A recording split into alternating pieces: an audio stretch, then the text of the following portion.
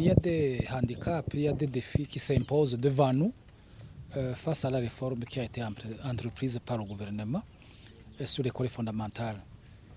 L'école fondamentale en soi n'est pas mauvaise. Les programmes sont même bien élaborés, je dois le dire, parce que nous les avons visités. Mais les enseignants qui sont chargés de leur mise en œuvre n'ont pas été préparés suffisamment.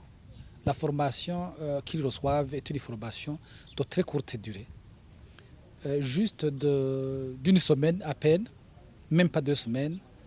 Et nous pensons que s'ils ne reçoivent pas une formation assez consistante sur ces programmes, ils risquent de ne pas les mettre en exécution de manière satisfaisante.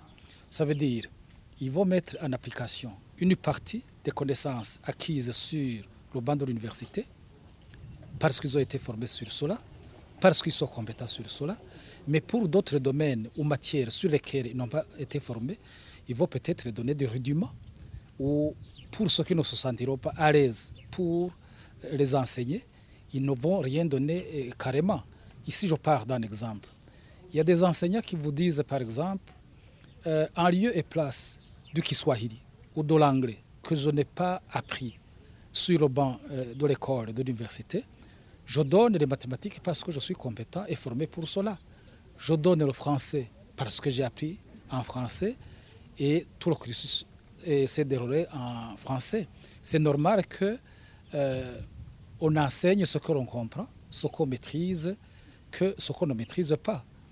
Il y a un principe philosophico-pédagogique qui dit que pour enseigner plus le qu'un doigt, il faut en savoir plus le qu'un bras. Vous comprenez que pour dispenser une matière, vous devez connaître le maximum pour pouvoir donner le minimum. Voilà, c'est la raison pour laquelle je dis que la réforme risque de ne pas aboutir comme il faut